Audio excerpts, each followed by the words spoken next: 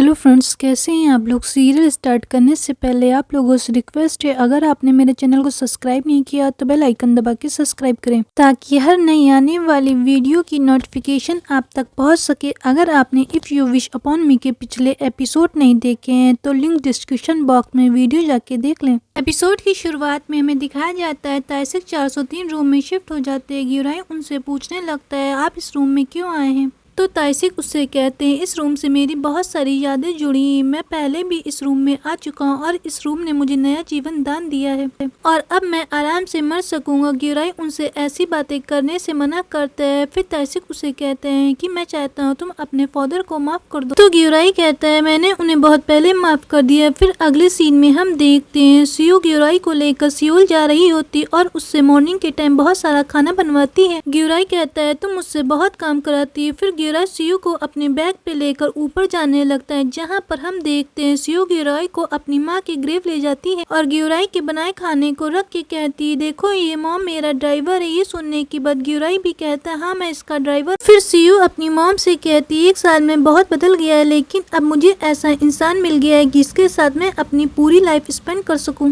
तभी ग्यूराई सियो के लिए एक स्केच बनाता है जहाँ पर वो ग्यूराई को बूढ़ा और खुद को भी बूढ़ा दिखाते हुए कहता है ये हमारा फ्यूचर है, हम दोनों ऐसे ही बूढ़ा एक साथ होना चाहते हैं। वहीं दूसरी तरफ हॉस्पिटल का दिखाया जाता है। ताइसिक डॉक्टर से कहते हैं कि मैं तुम्हारा एहसान जिंदगी भर नहीं भूलूंगा, तुमने मेरी बहुत मदद की। तो डॉक्टर उनसे ऐसी बातें करने से मना करते हैं। फिर डॉक्टर ताइसिक से कहते हैं कि मैं हमेशा दुआ करूंगा कि आप मेरे पास रहें। डॉक्टर के जाने के बाद ताइसिक यहाँ पर ग्यूराई को एक लिफाफा देते हुए कहते हैं कि ये मेरी प्रॉपर्टी के बिल है, तुम जाकर डायरेक्टर के ऑफिस में दे जाओ। ग्यूराई ये सुनकर काफी हैरान होता है कि यहाँ कभी कोई डायरेक्टर है। फिर हम देखते हैं ग्यूराई नीचे जाता है, जैसे ही वो डायरेक्टर ऑफिस पहुँचता है तो वहाँ पर दोनों नन होती हैं। ग्यूराई कहता है कि लगता है मैं गलत ऑफिस में आ गया हूँ, तो उसको नन रोकते हुए कहती नहीं तुम सही ऑफिस में आए, इस हॉस्पिटल के हम ही डायरेक्टर हैं। फिर ग्यूराई ताइसिक की विल उन्हें दे देता है। अगले सीन में हम देखते हैं ग्यूराई टैटू वाले के पास जाता है और अपने जले हुए निशान पर अपने डॉगी की फोटो बनवाता है जो उसके पापा ने उसे आयरन से निशान दिए होते हैं। फिर अगला सीन हमें दिखाया जाता है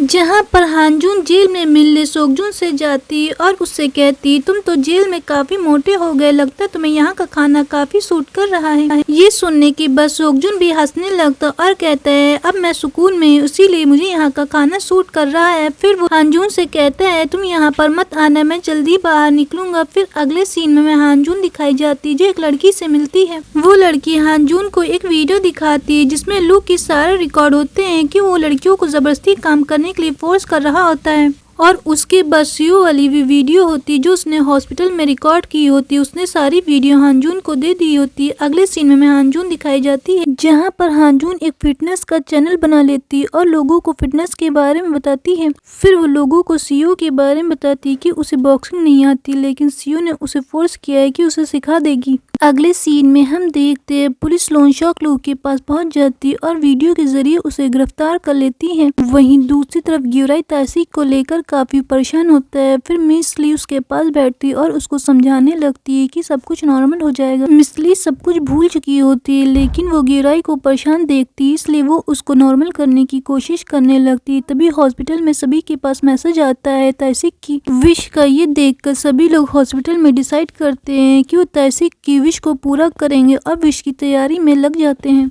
ग्यूराई काफी परेशान होता है। तभी सियो आकर कहने लगती है तुम परेशान मत हो और ताइसिक के सामने रोना भी नहीं। तभी ग्यूराई उनसे कहता है कि ऐसी कैसे विश होती, कोई जिंदा में कैसे फ्यूनल कर सकता है। फिर सियो उसको समझाती। अगले सीन में हम देखते हैं ग्यूराई ताइसिक को नहलाने के लिए ले जाते हैं क्योंकि वो उनकी विश पूरी करने के लिए उनको एक जगह पर लेकर जा रहा था। फिर सभी लोग ताइसिक की विश पूरी करने के लिए उनको एम्बुलेंस से ले जाने लगते। ग्यूराई भी उनके साथ होता है, लेकिन वो काफी परेशान होता है। ग्यूराई ताइसिक को एम्बुलेंस में ले जाता है और बाकी लोग हॉस्पिटल के सारे एक बस से उनके साथ जाने लगते हैं। सभी लोग काफी खुश होते हैं कि वो ताइसिक की विश पूरी करने जा रहे हैं। सभी लोग मस्ती करते हुए ताइसिक के साथ जाने लगते हैं। फिर अगले सीन में हम देखते हैं ग्यूराई उसी जगह पर पहुंच जाता है। जैसे उस जगह को देखता है तो वो काफी हैरान होता है क्योंकि ग्यूराई जिस जगह पर आता है उसे याद आ जाता है पहले टाइम जब वो यहाँ पर आया था तो वो मरने की कोशिश कर रहा था अपने डॉगी के साथ और ताइसिक ने उसे बचाया था। तभी सभी लोग उससे कहने लगते हैं कि आज तुम्हारा बर्थडे। ये सुनने के बाद ग्यूराई कहता है लेकिन मुझे अपना डेट ऑफ बर्थ नहीं याद है। तो ताइसिक कहते हैं तभी तो हम तुम्हारा बर्थडे कर रहे हैं क्योंकि तुम्हें यहाँ पर पहली बार नया जीवन मिला था। ये देखकर ग्यूराई काफी शॉक्ड हो जाता है और सभी लोग आकर उसका बर्थडे सेलिब्रेट करने लगते हैं। ये देखकर ग्यूराई काफी शॉक्ड हो जाता है। फिर ताइसिक कहते हैं यही मेरी विश थी कि मैं तुम्हें नया जीवन दान दूं और आज से तुम्हारा बर्थडे है। फिर हमें एक फ्लैशबैक दिखाया जाता है जहाँ पर ताइसिक ने सोजिन को सारी बात पहले से ही बता दी होती कि वो ग्यूराई का बर्थडे वहाँ पर मनाएंगे और ये बात पूरे हॉस्पिटल को पता होती, लेकिन ग्यूराई को इस बारे में नहीं पता था। फिर ताइसिक ग्यूराई से कहते हैं कि मैं तुम्हें यहाँ पर इसलिए लेके आया कि मैं तुम्हारा यहाँ पर फर्स्ट बर्थडे सेलिब्रेट करना चाहता हूँ। और फिर ग्यूराई देखता है वहाँ पर हांजून भी आई होती। ये देखकर ग्यूराई काफी खुश होता है। ताइसिक अपनी वॉच ग्यूराई को देते और कहते ये मेरी फेवरेट वॉच है लेकिन अब मेरा टाइम खत्म होने वाला है तो मैं ये तुम्हें दे रहा हूँ। फिर सीन हमें कुछ दिनों बाद का दिखाया जाता है जहाँ पर हम देखते हैं ग्यूराई ताइसिक की तरह ही एम्बुलेंस में सोता है और ताइसिक की तरह ही हॉस्पिटल में सभी लोगों की हेल्प करता है।